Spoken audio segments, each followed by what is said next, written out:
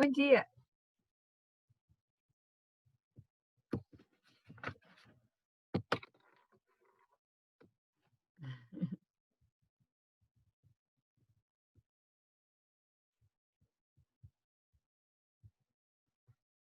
Bom dia, Isabela.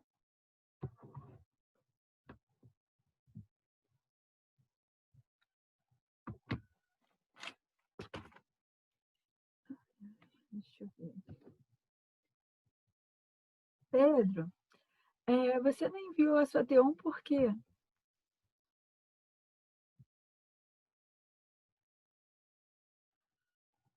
Hein, Pedro? Não fez. Não, não quer, não vai fazer, não quer fazer. Eu botei para alguns colegas seus que mandaram depois do prazo, né? Se vocês enviar, se você, né? Quem enviar depois do prazo ia ficar com a metade da nota.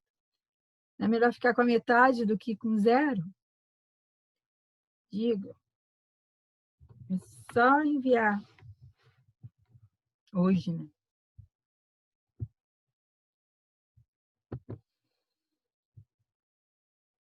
Tá? Então, se você ainda quiser essa nota, tem que enviar hoje, tá bom, Pedro?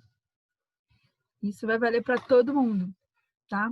Para todos os que entregarem após o prazo, que já passou, né? Então, todo mundo que entregou vai vier entregar, inclusive você. Beleza, então. De boa, então. Ok.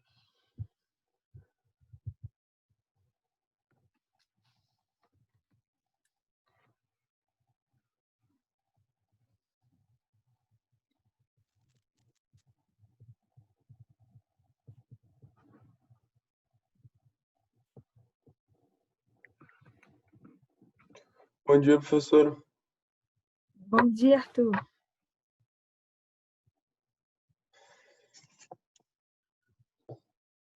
Vamos lá, então. Para hoje, eu quero dar para vocês, né? Mostrar para vocês o gabarito do livro que eu pedi para que vocês pudessem fazer. E vou dar também o gabarito do questionário que já está lá na plataforma, junto com o vídeo da aula, tá? Eu fiz a aula falando, né, a aula que já está lá postada. Já está falando todo sobre o assunto da nossa prova e falando da estrutura musical, né, a forma, células, modos e tal, algumas coisas assim, blocos sonoros, alguns conceitos assim, facinho, sabe? Só para a gente meio que entender sobre essa questão musical, que era uma forma também, né? Essa forma musical muito parecida com o que estava acontecendo no barroco, as repetições e tudo mais. A gente vai ver também um pouquinho sobre Bach, Sebastian Bach, né, que foi um músico que despontou na era do barroco e tudo mais, e por que ele é considerado o gênio da música. E tem um vídeo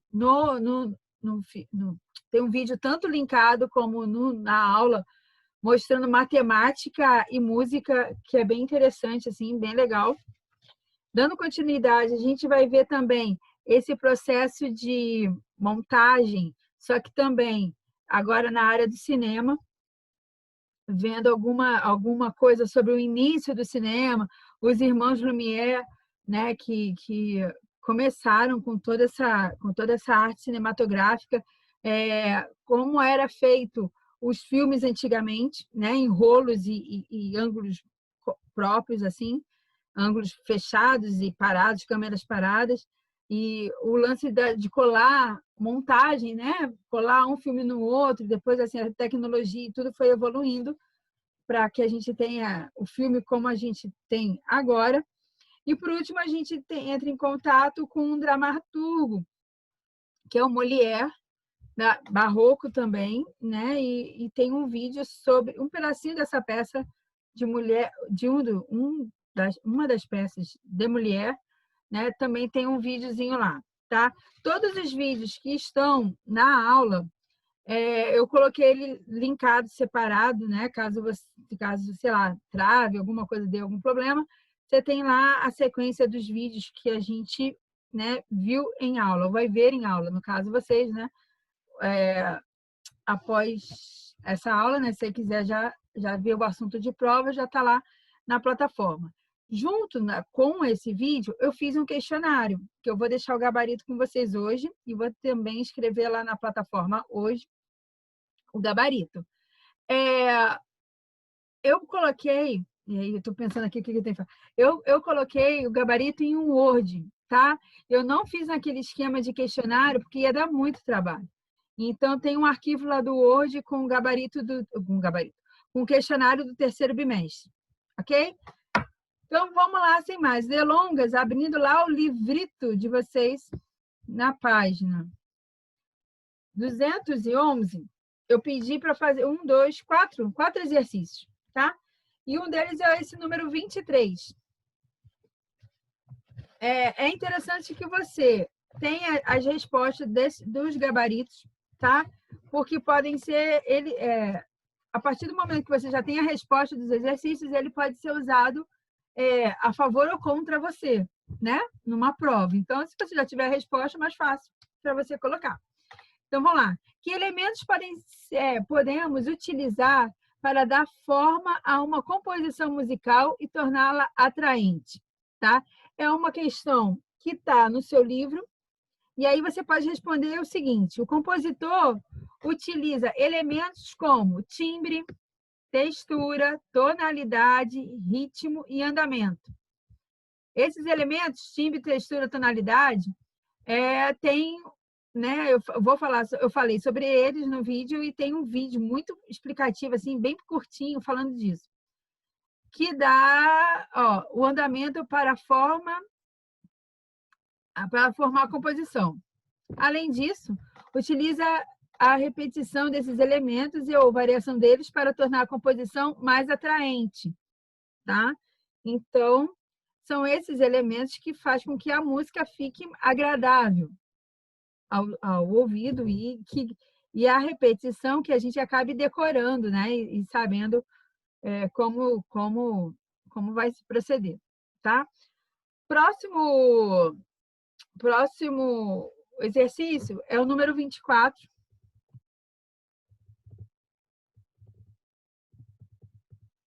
Descreva como é a montagem na linguagem cinematográfica e na teatral. Também é uma questão, essa montagem está na página lá do livro para estudar. Então, vamos lá. A montagem cinematográfica acontece por meio de cenas que são filmadas, muitas vezes com câmeras diferentes de diversos ângulos e de visão, em locação e cenários diversos. Ao final, essas cenas são agrupadas para formar um filme, certo?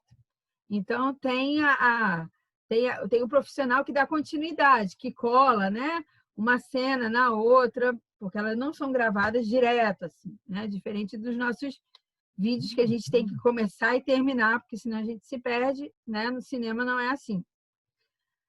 Já no teatro, a montagem é feita pela junção de partes diferentes da narração, colocadas uma depois da outra em um único local. São as falas, né? Tem o personagem 1 e personagem 2, por exemplo. Então, como que é feita a montagem? Há um diálogo, o outro responde, há um gesto, o outro responde, né? Até mesmo no monólogo há essa montagem, né? Porque o cara não fala direto, né? Ele tem toda uma pausa, uma para, então ele junta uma ação com outra ação, tá? Isso se faz possível para criar momentos de contrastes que dinamizem a sequência da história representada ao vivo, ok? Então, mesmo que seja um monólogo, há um tempo que ele para, a luz acende, a luz apaga, tem um som sonoplasta, né, em relação à sonoplastia e tal, para dar uma dinâmica no espetáculo, tá? Então, a montagem é feita por diferentes partes da narração. 25. Número 25. Foi uma questão do Enem e tem um texto enorme. E a resposta é a letra, muito grande, né? E a resposta é a letra A. A apresentação dos resultados de uma pesquisa que retrata o quadro atual, de preferência popular, relativo à música brasileira. E, por último, foi a nossa questão 26, que eu pedi para que você pudesse fazer.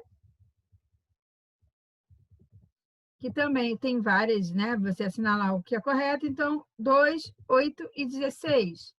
O Tempietro de Dom Bombrante, em Roma, é um dos importantes exemplos da arquitetura clássica do século XVI. Depois a gente tem o número 8. O desenho de Durkheim demonstra uma preocupação artística com a representação o mais fiel possível da realidade, tanto técnica quanto da temática. E, por último, o 16, que é a pintura barroca. Esse aqui eu até me confundi, isso aqui nem era para... Enfim, agora foi. Você já tem a resposta. 2, 8 e 16. Ok? E aí, sem mais delongas, o questionário que já está lá para você fazer, e aí a gente vai dar a resposta e vai comentar alguma coisa, né, sobre. Começa assim. Usado para denominar a estrutura de objetos artísticos, sejam eles musicais, visuais ou dramáticos. Essa resposta é a letra A composição, tá? Você usa o termo composição em qualquer situação artística, não só musical, né? Normalmente é mais usado na música, por conta assim, compus uma música e tal, mas eu posso compor um desenho, né? Em alguns momentos eu acho que eu já coloquei assim, faça uma composição utilizando a técnica da colagem, né? Faça um desenho. Então, assim, a composição é uma estrutura, né, que pode de objetos artísticos, sejam eles musicais, visuais ou dramáticos. Então, eu posso também compor uma cena, né? Uma das propostas da T1 era que você pudesse compor uma cena no estilo barroco, certo? E a outra era compor um desenho com colagem no estilo barroco. Então, a composição, o termo composição é usado para todas as linguagens artísticas, tá? 2. E a questão da composição, a definição, né, no caso, está no seu livro, tá? Logo no comecinho, se não me engano. Os elementos abaixo são utilizados para dar uma forma e uma composição e torná-la mais atraente, no caso da música, né? Exceto timbre, é um quesito musical, repetição e variação também. A única coisa que está errada, né, é o espaço, que não tem nada a ver. Tá? Os elementos abaixo, o que é assim, quais são os elementos utilizados para se compor uma música? O espaço. Só se for o espaço terra, né? Assim, você precisa estar na terra para poder alguma coisa. Mas o espaço na ideia de conceito, não, tá? 3. Quando um artista usa a mesma estrutura em suas obras, com os elementos dispostos da mesma maneira e as mesmas características, temos uma... Quando você percebe que há uma repetição, né, e, de repente, é uma marca registrada daquele artista, ele sempre repete as notas de alguma forma, ou ele sempre repete o estilo de pintar de alguma forma, né? Isso se chama um padrão. Ele cria um padrão. Você reconhece, né? Então, assim, provavelmente, quem é ligado à música conhece, não precisa nem ler para saber assim, certamente isso aqui é o som de fulano. Olha só, ele sempre repete essa nota com essa e tal. Sempre tem uma ideia em relação a isso. Né? E de artista plástico, a mesma coisa. Então, é o padrão. Vamos lá. As organizações da estrutura de uma música, damos o nome de... A número 4 vem de forma.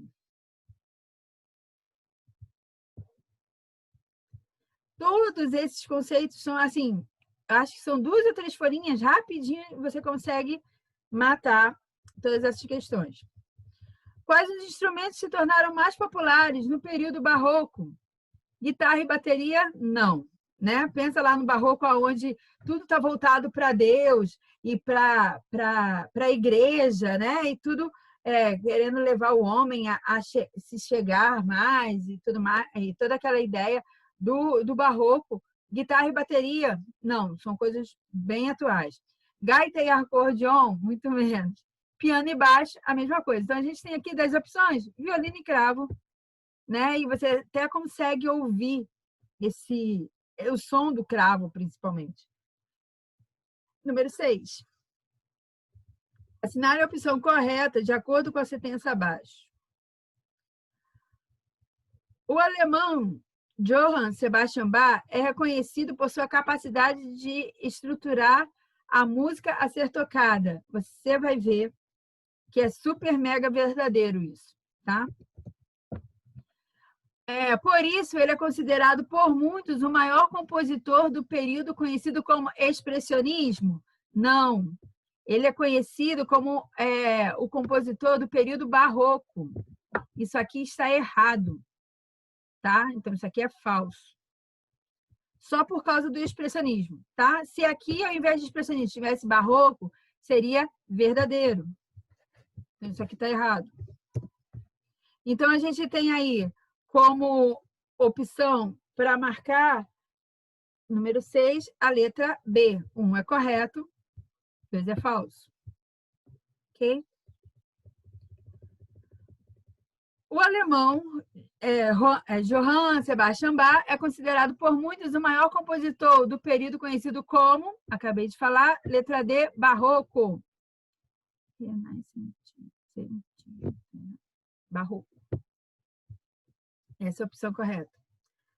Número 8. Coloque V para verdadeiro e F para falso sobre a montagem na linguagem cinematográfica e depois marque a opção correspondente. Então, vamos lá. Acontece por meio de cenas que são filmadas. Como que se dá um filme? Por cenas que são filmadas. Então, obviamente, isso aqui é verdadeiro. Muitas vezes as cenas são filmadas com câmeras diferentes. Principalmente hoje, sim. É verdadeiro. Cria movimentos contrastantes que dinamizam as sequências de uma história representada ao vivo.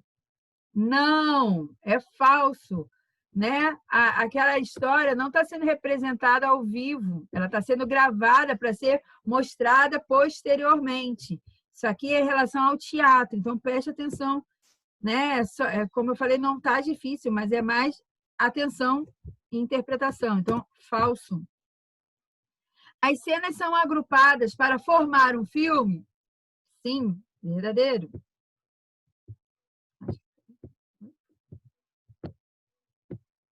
Verdadeiro.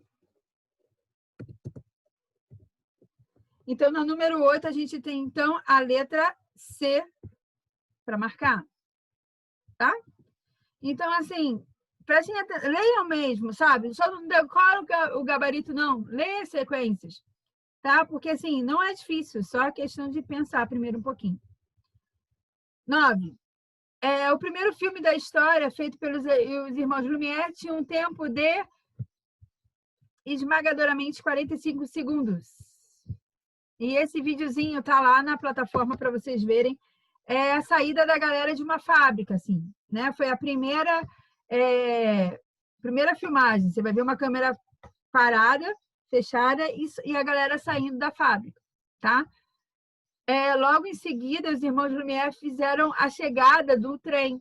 E aí, já no espaço fechado, para todo mundo ver, e houve um grande impacto nisso, porque as pessoas saíram do cinema com medo de ser atingida pelo trem. E olha que não era nem em 3D, era só uma cena de um trem chegando, assim, né? Então, os primeiros passos do cinema se deram bem dessa forma. 10. Acabando. Coloque V para verdadeiro e F para falso sobre a linguagem do teatro e depois marque a opção correspondente. O teatro se caracterizou pelo seu apelo emocional? Sim. E mesmo que a emoção não está só ligada à tristeza ou à alegria, né? A raiva, o ímpeto e tal, né? Então, isso faz com que você, mesmo sabendo que é uma história, que você se identifique com aquele personagem ali que está fazendo uma cena, né? Que está representando. O teatro precisa de atores e atrizes para a interpretação de seus textos? Com certeza, tá? Não tem como ter teatro se não tem quem represente essas peças. A exacerbação de detalhes de figurinos e de cenários cria uma magia teatral? Com certeza, tá? O visual conta muito num espetáculo, né? Você realmente entende toda uma cena. Por isso que quando apareceu um filme, se eu não me engano, era do Leonardo DiCaprio, Romeu e Julieta, se eu não me engano, que eles usavam um linguajar muito rebuscado, com umas roupas muito modernas, dá um choque, porque você, não é assim que se fala, ele está usando jeans com camiseta, como assim ele usa esse português coloquial, esse português erudito e tal, né? Então dá um choque.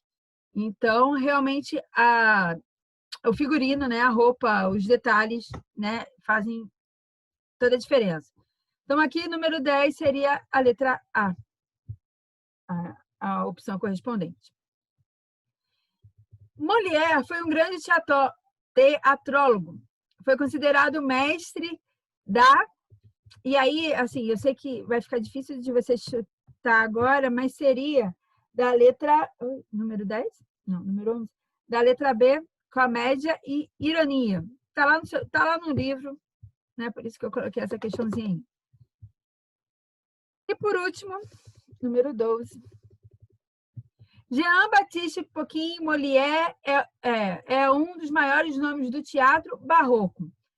Como a gente está falando o tempo todo de barroco, né? Mesmo que você, e é o que eu volto a falar, mesmo que você não tenha lido,